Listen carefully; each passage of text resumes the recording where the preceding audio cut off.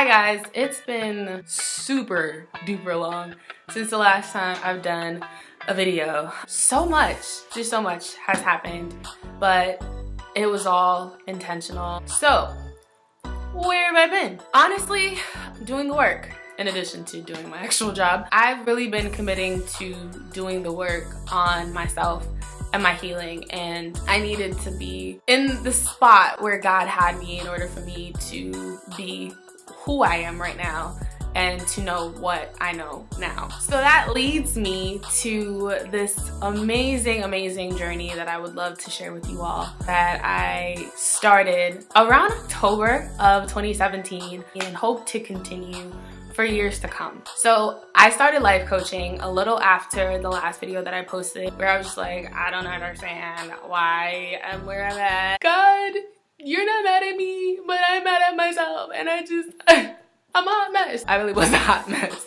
And it took my coach actually reached out to me and was just like, so, ready for coaching?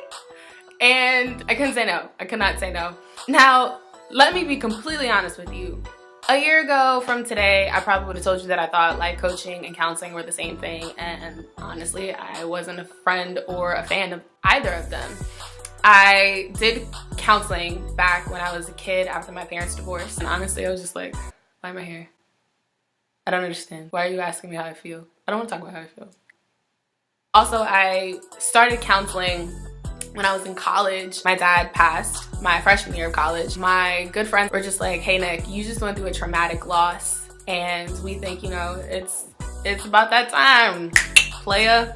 You go see somebody. You're having these emotions that you probably should address. So I started counseling, but I did not see myself growing. Now, looking back on it, coaching and counseling are definitely two different things. Coaching pretty much does the same thing. They address, you know, your emotions and your past and the different behavior patterns that you've had, but they actually coach you through those emotions and help you to apply different goals and set different goals for yourself past that brink of just saying, okay, this is how I feel. So one of the reasons I actually stuck to coaching and actually decided, you know, this might be the time for me to stick to something and commit to some kind of process that's gonna help me grow emotionally, spiritually, and even mentally, was because at 24, I wanted to do something different. I felt like I had reached this peak of who I was growing into and behaving in certain patterns that weren't healthy. And I was starting to notice that they weren't healthy,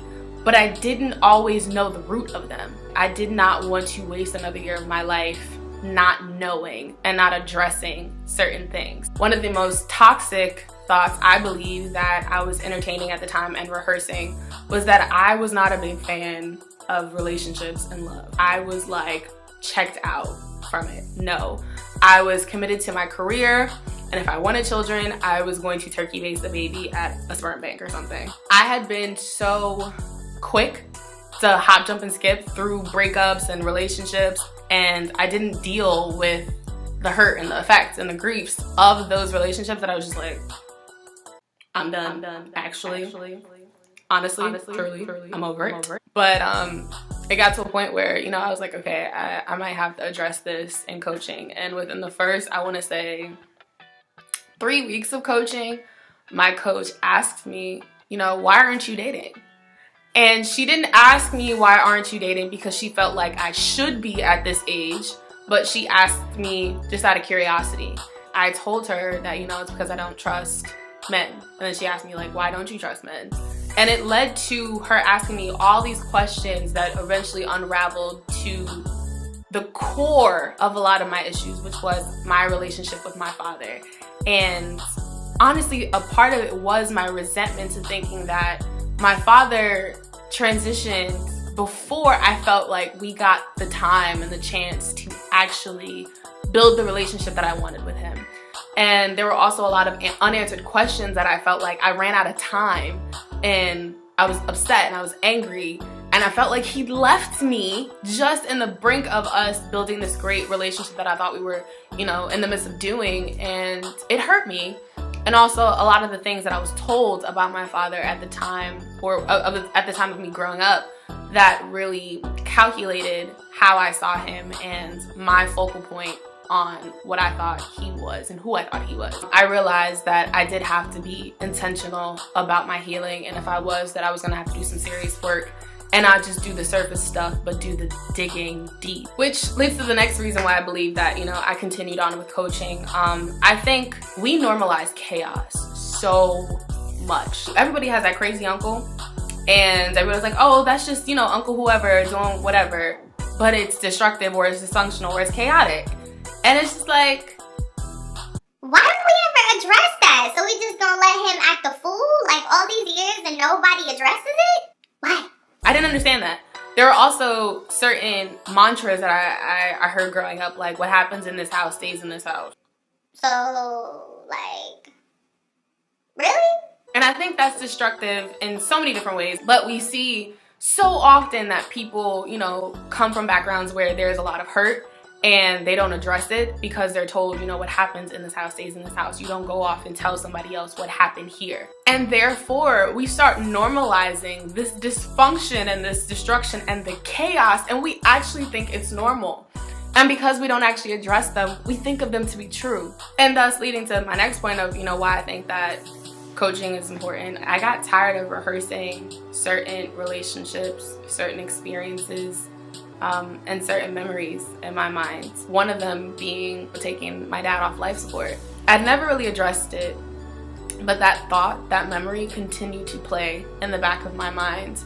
There comes a point in time where if we allow certain experiences to play in the back of our minds and we don't address them, eventually they take over our lives and they drain us, and they continue to drain us until eventually we crash because we have nothing left. And I'd crashed. Emotionally, I crashed. Spiritually, I crashed. And mentally, I had crashed because I didn't address it. I do so well with going through a traumatic experience. I will address that, yo, this happened, but then go back to normal like it never did. A lot of times we're so quick to skip the grieving process because we believe that it's a sign of weakness, but it's actually not. Grief is not a one-stop shop. It is a lifelong journey. And the moment that we actually begin to accept it is the moment that we actually experience true freedom.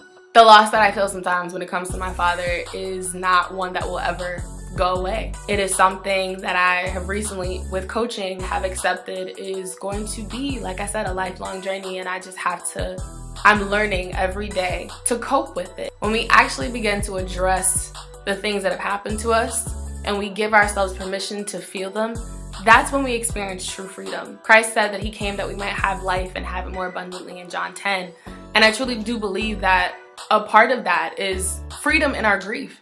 I had gotten to the cycle of traumatic experience, address that had happened, skip the grief, repeat. And I began to operate in this rhythm. And at some point, you now have layers and layers and layers and layers and layers and layers of baggage and hurt that you've never addressed. And the saying, as the saying goes, hurt people hurt people. Well, I started becoming the things and the people that hurt me, and I was actually hurting other people while doing so. When I realized what I actually was doing, whether it was me lashing out on somebody or doing something that I shouldn't have done, that is when I had to take a step back and be like, okay, I need to address this. I was living in bondage of my own hurt and my own resentment and anger. And it's because I refuse to address my grief. In Ecclesiastes, it's very clear that there's a time and a season for everything. There's a time to weep, a time to laugh, a time to mourn, a time to dance. And I wanted to actually give myself, the permission to grieve and to mourn, but I also wanted to laugh. I wanted everything that God had intended for me. I wanted love, and not just love from another person, but love with myself. I wanted to like myself, and I wanted to be proud of the person that I was. I wanted to be happy with my character and with my heart. The Bible calls for us to be transformed by the renewing of our mind in Romans 12. And this battle for emotional freedom, for spiritual freedom, and for mental freedom is an everyday process. Like, nowhere does it ever say that you stop. We are supposed to pick up our cross every single day. We have to make the conscious decision to want to be better. So all of that to say, guys, Work out your own soul salvation. It takes courage, and it takes so much bravery to address your past and to be honest with it. I hope this encourages you all to actually deal with your hurts and to break the cycle. Be different than what was presented to you. You now have the responsibility to address what has happened to you and to be better, not just for your future generations, but for yourself. If you're not for anyone else, be for yourself. You're a priority on this journey. Know that you matter. Your healing matters. Your heart matters. Your mind matters. Your spirit matters. Your emotions matter.